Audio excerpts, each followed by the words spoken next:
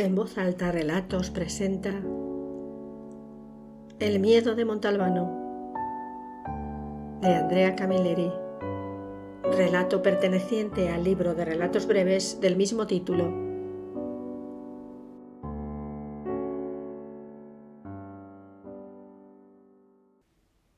Lo comprendió enseguida, nada más sentarse en la mesa del restaurante. El ingeniero Matteo Castellini no le caía bien. En cambio, su mujer, Estefania, la amiga del alma de Livia, era una persona, si no agradable, al menos aceptable. Era una morena de 40 y tantos años que sabía hablar en el momento oportuno y decía cosas inteligentes. El ingeniero, por el contrario, le había resultado antipático a primera vista. Se había presentado a la cena vestido de blanco nuclear, como si se tratara de un anuncio de detergente, exceptuando la corbata, que tiraba a marfil. Mientras le tendía la mano, Montalbano a duras penas había podido reprimir la tentación de preguntarle «Mr. Livingstone, supongo». El ingeniero se decidió a hablar en cuanto terminó el primer plato, un risotto de mariscos que a Montalbano le había parecido exquisito.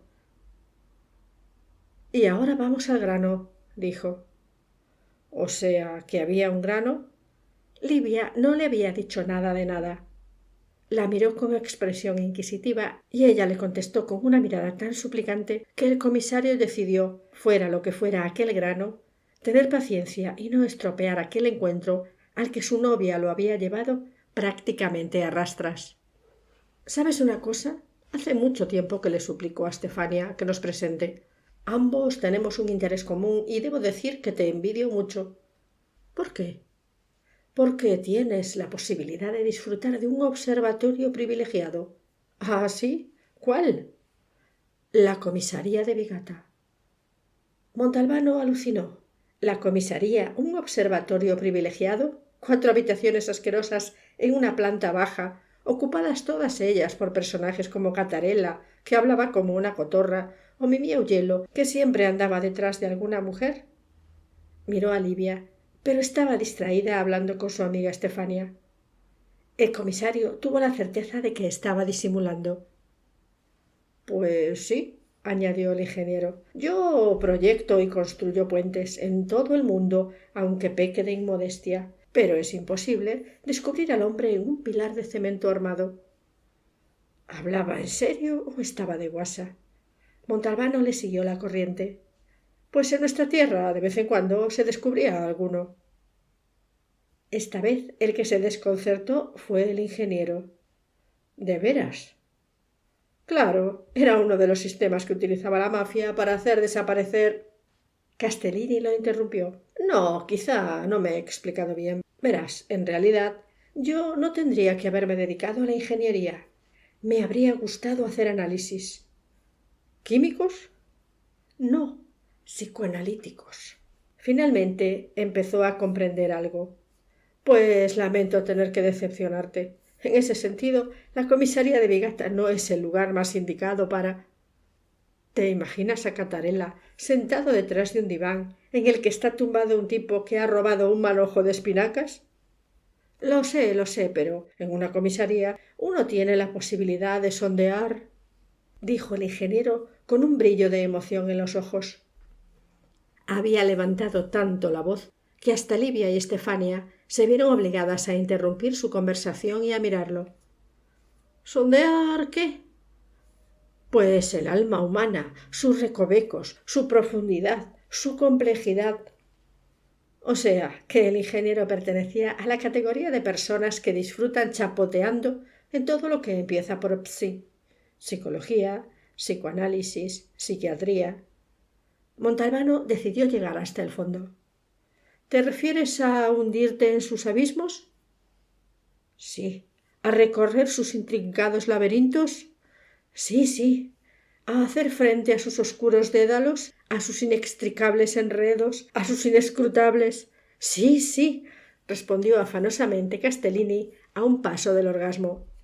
El puntapié que Livia le propinó bajo la mesa hizo enmudecer a Montalbano, entre otras cosas porque su repertorio de lugares comunes y frases hechas no era demasiado amplio que digamos.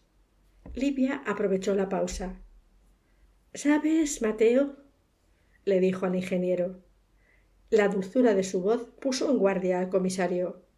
Cuando Livia utilizaba ese tono, seguro que estaba a punto de sacar la tinta, como hacían las Sitchie, las sepias que el camarero servía en aquel momento. Salvo tendría sin duda esa posibilidad, pero no la utiliza. Él no va más allá de las pruebas. ¿Qué quieres decir? Preguntó Montalbano ofendido. Ni una palabra más, ni una menos de las que he dicho. Tú te detienes en determinado límite, el que es suficiente para tus investigaciones.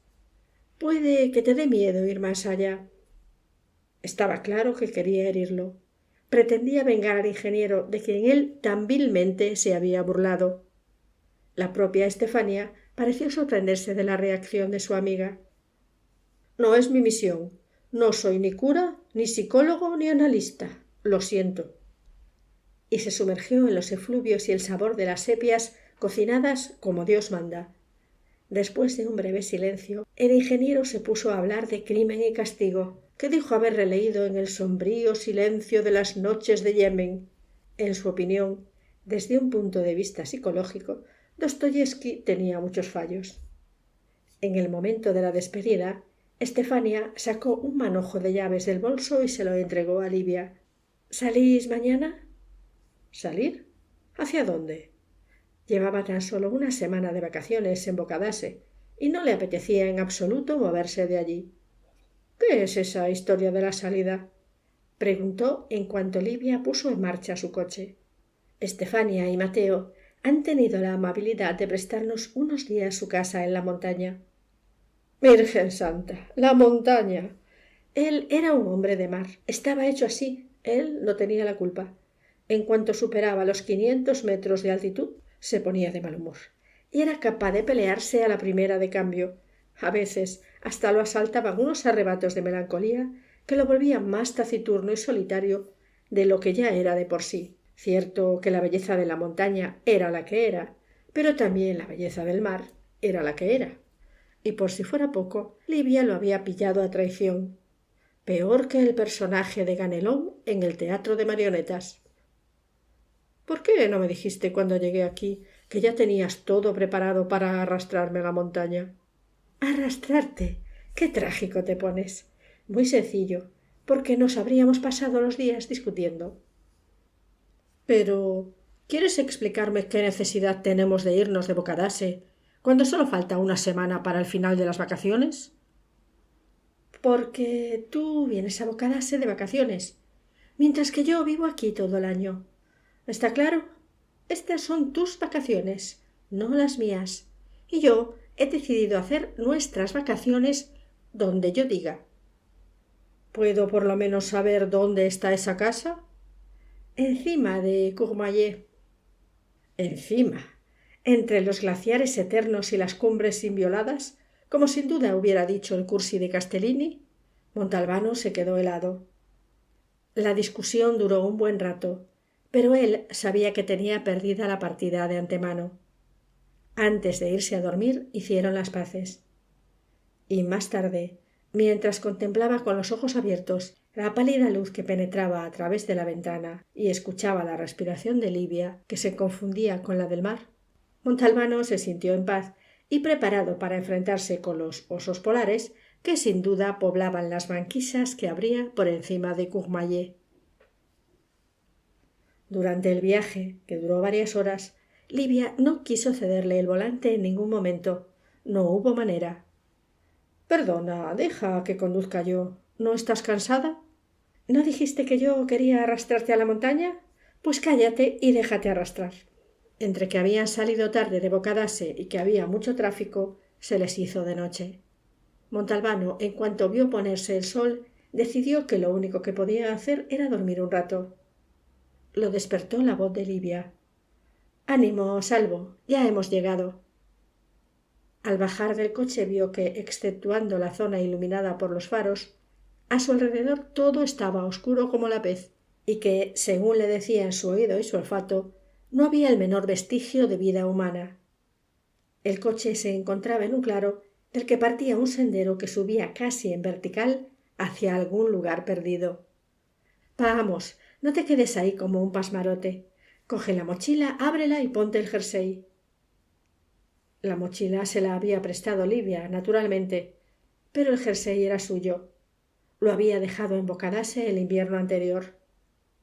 Cuando los faros se apagaron, Montalbano experimentó la desagradable sensación de que era devorado por la noche. Se puso nervioso. Livia encendió la linterna e iluminó el sendero. «Sígueme y procura no resbalar». «¿Está muy lejos la casa?» «A unos 100 metros». Tras haber cubierto los primeros 50, el comisario comprendió que una cosa era 100 metros a la orilla del mar y otra 100 metros en la montaña. Y menos mal que no tenía que hacer un gran esfuerzo para subir, pues de otro modo el frío lo habría dejado sin sentido a pesar del jersey. Resbaló una vez y tropezó otra. «Procura llegar vivo», le dijo Livia, que, por el contrario, parecía una cabra. Al final, el sendero terminó en un claro. La forma exterior de la casa no le dijo gran cosa a Montalbano. Se trataba de la típica cabaña alpina de planta baja con un piso, como tantas otras. Sin embargo, una vez dentro la cosa cambiaba.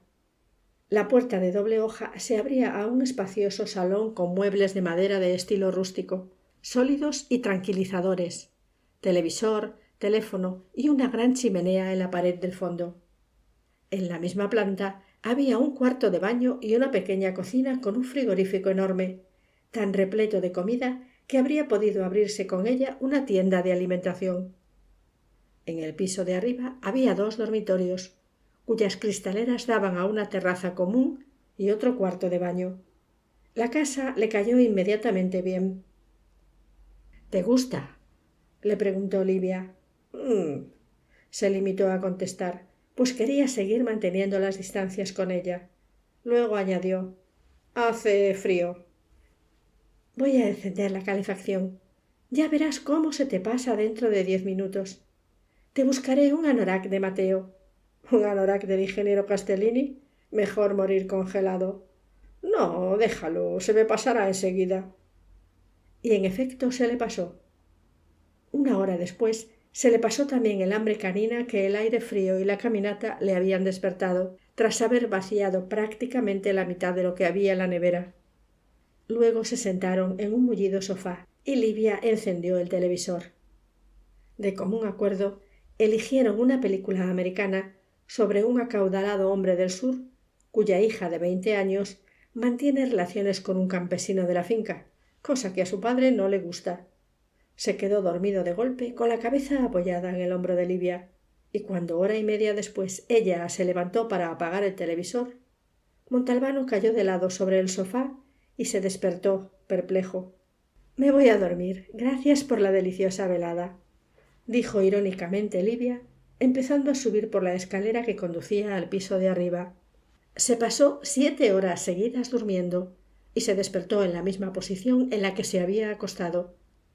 A su lado, Livia parecía firmemente decidida a seguir viajando por los territorios siempre nuevos y dispersos del país del sueño. Se levantó, fue a la planta baja, se preparó el café, se duchó, se vistió, abrió la puerta de la casa y salió. No estaba preparado para un día de belleza casi despiadada y de violentos colores, en el que el fulgor de la nieve deslumbraba y el Mont Blanc se elevaba por encima de su cabeza hasta una altura que casi daba miedo. Inmediatamente lo asaltaron las puñaladas del frío, unas hojas tan gélidas que le herían el rostro, el cuello y las manos. Se armó de valor, se dirigió a la parte de atrás de la casa y se detuvo bajo la terraza de los dormitorios. A pocos pasos de donde se encontraba, comenzaba un sendero que subía por la ladera de la montaña y poco después se perdía entre los árboles. Era una especie de invitación y Montalbano decidió aceptarla. Regresó a la casa, entró sin hacer ruido en la habitación de Mateo y Estefania, abrió el armario, cogió un anorak y un jersey más grueso, se los puso, sacó de un mueble zapatero un par de botas de montaña, se las puso, bajó, le dejó una nota a Livia en la cocina. «Voy a dar un paseo». Se encasquetó en la cabeza una especie de calcetín de lana gruesa rematado por un pompón, y salió, cerrando la puerta a su espalda. Antes de iniciar el paseo, comprobó que tenía en un bolsillo los cigarrillos y el encendedor. En el otro había un par de guantes. Se los puso. Después de media hora de camino, sintiendo que a cada paso se le ensanchaban los pulmones, llegó a una bifurcación y decidió seguir el sendero de la derecha. Estaba subiendo y, sin embargo, no experimentaba el menor cansancio. Es más, paulatinamente percibió como una pérdida de peso, una especie de levedad del cuerpo y del espíritu. Ya no había árboles, solo rocas. En determinado momento se sentó en una de gran tamaño antes de doblar un recodo del camino. Quería disfrutar del panorama. Introdujo la mano en el bolsillo, sacó la cajetilla de cigarrillos, encendió uno, dio 2 caladas y lo apagó. No le apetecía fumar. Consultó el reloj y se sorprendió. Llevaba 1 hora y media caminando sin darse cuenta. Sería mejor regresar, no fuera que Livia se preocupara por su tardanza. Pero antes de iniciar el descenso, decidió avanzar unos pasos más hasta doblar la curva que le ocultaba una parte del paisaje. De repente todo cambió. Allí la montaña se presentaba tal como era, áspera, dura, severa, hasta el extremo de despertar una sensación de temeroso respeto. El sendero, ahora más incómodo y estrecho, se abría entre la pared de roca y un tajo que se hundía en una verticalidad vertiginosa. Montalbano no sufría de vértigo, pero, ante aquel espectáculo, el instinto lo indujo a apoyarse en la pared. Con la espalda pegada a la roca, contempló las cumbres de las montañas, las casitas del valle, que parecían dados, un tortuoso río que aparecía y desaparecía. Aquello era hermoso, no cabía duda, pero de pronto se sintió fuera de lugar, como una especie de alienígena turbado y trastornado por un mundo que no era el suyo. Dio media vuelta para doblar de nuevo el recodo y regresar a la casa, pero se detuvo en seco. Le había parecido oír una voz humana. No había entendido lo que decía, pero le había llegado su vibración desesperada. Aguzó el oído y se puso en tensión. ¡Socorro! Se volvió una vez más. ¡Socorro! ¡Corro! Dio 3 pasos. Estaba seguro de que la voz procedía del precipicio. Se acercó cautelosamente al borde del sendero y asomó la cabeza para mirar. Unos 20 metros más abajo, al final de un terraplén, había un saliente sobre el cual, tumbada boca abajo, una persona que no se sabía si era hombre o mujer, porque la capucha del anorak le cubría la cabeza, sujetaba a una mujer por las muñecas, evitando que cayera al precipicio. Por suerte, la mujer había conseguido introducir el pie izquierdo en una grieta de la roca, pues de lo contrario la persona que la sujetaba no habría podido aguantar mucho rato. La escena se le antojó a Montalbano tan trágica que le pareció irreal y lo indujo a buscar el lugar donde podían estar colocados los proyectores y la cámara. Sin que él lo notara, las piernas lo llevaron a la altura de los 2 desventurados. Metiendo los pies en una especie de peldaños que había excavados en la roca, bajó volando y se situó al lado de la persona que permanecía tumbada. Era un hombre. ¡Socorro! Ya no le quedaba voz ni siquiera para hablar, y por si fuera poco, tenía la boca aplastada contra el suelo. ¿Me oye?, preguntó el comisario mientras se tumbaba a su lado y se quitaba los guantes. Miró a la mujer, que mantenía los ojos cerrados. Tenía el rostro blanco como la nieve y el carmín de los labios se le había corrido. Parecía un payaso. «¡Ánimo!», le dijo. La mujer no abrió los ojos. Era una estatua. Montalbano se afianzó bien en el suelo y le dijo al hombre: «Preste atención. Ahora yo cogeré con las 2 manos la muñeca izquierda de la señora. Usted haga lo mismo con la muñeca derecha. Entre los 2 creo que podremos tirar de ella hacia arriba. ¿Me ha oído? ¿Ha comprendido?» «Sí». Montalbano agarró la muñeca izquierda de la mujer. Rápidamente el hombre la soltó y aferró con ambas manos la derecha. «¿Todo bien?» «Sí». «Ahora contaré hasta 3. Entonces empezaremos a levantarla simultáneamente. ¿Listo?» 1, 2, 3. La tarea resultó más complicada de lo que el comisario había previsto, debido a un hecho que no había tenido en cuenta, a saber, que la mujer, en cuanto sintió que tiraban de ella hacia arriba, de manera instintiva se resistió a sacar el pie de la grieta donde lo había introducido, por temor a quedarse colgando en el vacío. Montalbano y el hombre tuvieron que efectuar toda una serie de maniobras y contramaniobras, con la respiración cada vez más entrecortada. El comisario estaba seguro de que aquel hombre, cuando llegara el momento del esfuerzo supremo, se derrumbaría de golpe. ¿Conseguiría él solo sujetar a la mujer que por suerte era liviana? Porque Dios lo quiso, al cabo de un cuarto de hora los tres acabaron tumbados boca arriba en el saliente. La mujer se quejaba débilmente. Debía de haberse roto alguna costilla y seguía sin abrir los ojos. Era joven. Estaría alrededor de los 30. El hombre, de 40 y tantos años, respiraba con la boca abierta. Parecía roncar en sueños. Se veía a primera vista que ambos vestían prendas de marca.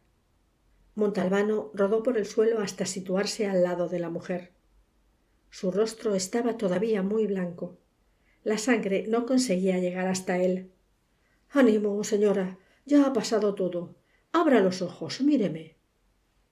La mujer negó lentamente con la cabeza. El hombre lo miraba fijamente. Se notaba que no estaba en condiciones de moverse. —¿Tiene usted un móvil? El hombre le indicó el bolsillo interior del anorak. Montalbano lo desabrochó y sacó el aparato. Pero ¿a quién llamar? El hombre debió de comprender su problema. Le pidió el teléfono, se apoyó en un codo, marcó un número y empezó a hablar. —¡Salvo! —oyó de repente. Era la voz de Livia. Montalbano se sintió reconfortado. Estaba claro que había sido una pesadilla. Livia estaba despertándolo. Nada era verdad. Todo había sucedido en sueños. —¡Salvo!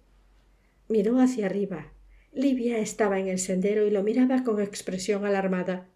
Después saltó al terraplén. Sus ojos parecían asustados y respiraba afanosamente. El comisario le contó lo que había ocurrido. —Vuelve a casa. Yo me quedaré con ellos. No hubo manera de hacerla cambiar de idea.